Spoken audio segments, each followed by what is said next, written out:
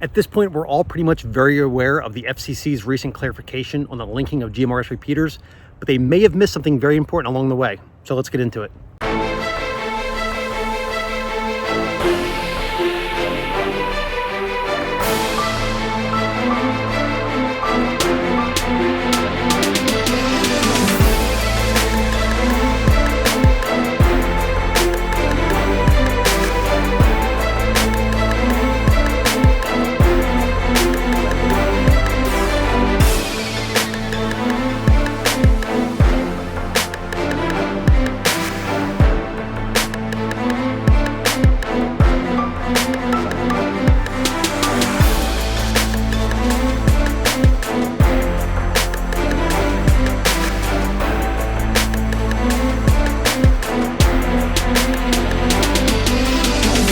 So radios are very powerful tools used in virtually every type of emergency situation, to even being considered force multipliers in tactical communities. In today's unpredictable world, natural and man-made disasters can happen at any time, so it is important to prepare for potential emergencies in advance. That is really the aim of this channel, whether it is for personal safety, disaster relief, or professional use. Comms always play a critical role. I just did a video about the FCC's clarification on linking GMRS repeaters, or your inability to do so currently, and gave my own ideas and had some great suggestions in the comments about how we could find some middle ground on all of this. Of course, there were the people who immediately chimed in with, if you want to link repeaters, get a ham radio. Some people.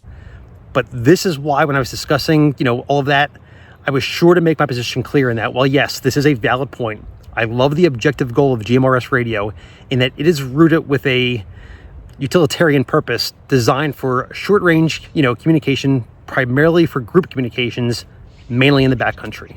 The license is extremely easy to obtain, it requires no testing, and they offer a wider range than FRS, as well as better signal and better clarity. In my most recent trip out here to California, I was assigned to some incredibly harsh terrain where the amount of REM teams that were assigned was pretty impressive, but also necessary when you looked at the threat assessment.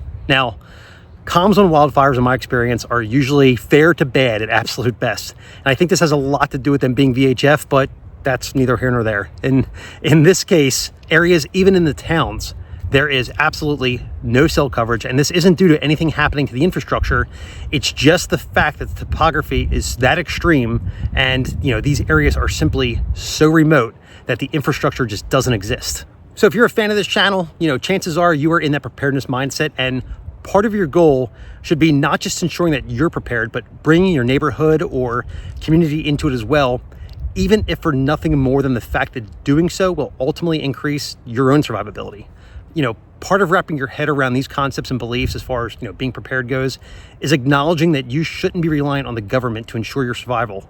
The most recent example of this that comes to mind are the Maui wildfires. Raging wildfires on the Hawaiian island of Maui have killed dozens of people and destroyed hundreds of homes and businesses. Many survivors say they had little or no warning the flames were coming. New video shows the absolute chaos as flames ravaged Lahaina Tuesday night. You can hear the desperation. No, we have to leave. We have to leave. What the dude? The common refrain, no warning sirens, no time to prepare. We did not get an evacuation. We kind of just figured it out on our own. When the neighborhood next to us was completely engulfed, black smoke, we couldn't even see anything. So Maui didn't have cell coverage due to the fires destroying their infrastructure, and that is certainly a common trend that we see in disaster situations. So if you're in this preparedness mentality, shouldn't you address issues like these yourselves? This is what really brings me to the heart of this video. I found at least 2 locations here in California alone that have identified this threat and incorporated GMRS radios and repeaters to address this exact problem.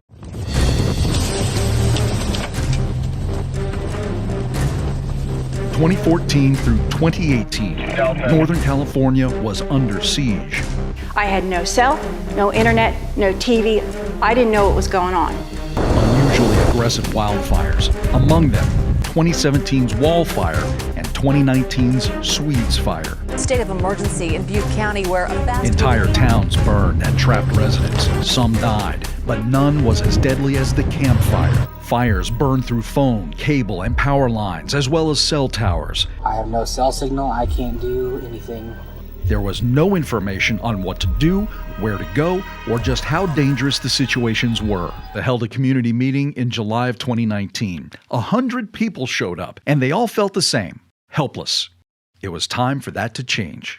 By the end of that meeting, a solution was proposed: General Mobile Radio Service, or GMRS.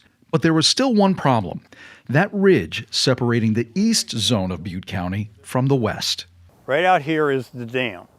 So from that point there, going all the way down this ridge line to Bangor, is the affected area. Okay, well, over my shoulder is the repeater antenna. It gave us the ability to tie the two zones together, which gave us the full coverage area that we were looking for. And that includes a direct two-way signal to the Butte County Sheriff's Office. Kevin Fullerton is a Butte County Sheriff's Reserve communications officer. When a wildfire strikes, he and his team of 15 volunteers will be able to talk directly with everyone using the GMRS radios in the Mount Ida community, and will for the first 12 hours of any critical emergency. I can get on that radio if I need to contact somebody very fast without having to remember a phone number or where my cell phone is or something like that. So for me, it's very comforting, and just to hear voices too. Every Tuesday night, the Mount Ida community conducts their net control, a roll call of sorts, giving everyone a chance to say hello and practice. Well, we have seen it time and time again in times of wildfire and other natural disasters. Critical communications infrastructure fails.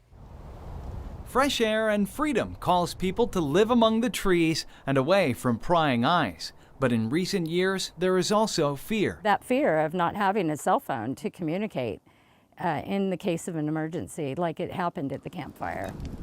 85 people died when the campfire burned down the town of Paradise on November 8, 2018. Many of the victims never got a warning, and our modern communications infrastructure failed when cell phones went down as tens of thousands tried to evacuate all at once. So we set this to the alert channel, and then we push a button on the radio.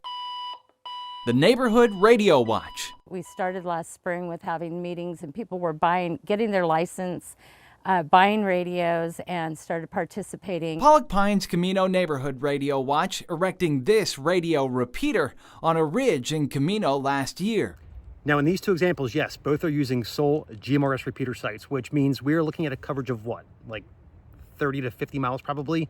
Well, Humboldt County is roughly 3,500 square miles, and Butte County is roughly 1,600 square miles. So how many people are not benefiting from these, what are awesome community-based systems? And again, kudos to them for identifying the fact that you can get a commercial-grade quality GMRS radio, because I know I preach all the time about having rugged, reliable equipment, and the fact that filling out an application and paying the small fee, there's not much more to it than that is required to get on the air. Because let's be honest, if they had to study and take an exam in order to benefit from a system like this, 3/4 of the people involved probably would have zero interest.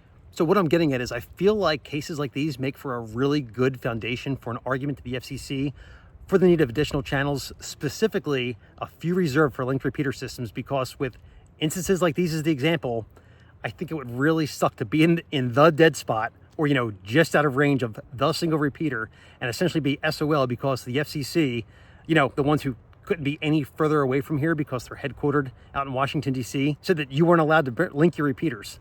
I think this may have been a massive oversight, and I definitely think there should be some provisions considered for life safety and prioritized for emergency situations. So definitely let me know in the comments what your thoughts are on this. If you knew anything like this was out there, or even more importantly, if you know of any established systems like this in your area and how they are set up and for what purpose. Since this was definitely a preparedness-oriented video, let me also not fail to mention having all of the greatest gear in the world is absolutely useless if you don't get out there and train with it and know how to use it. So, tactical medicine and rescue is what we do here at RANT. So if you are interested in attending our courses, check out the websites, medicineandbadplaces.com or rantstrategies.com. And don't forget to check out the online store for all of your equipment needs, or shirts, or hats, or patches. And with that, as always, be safe.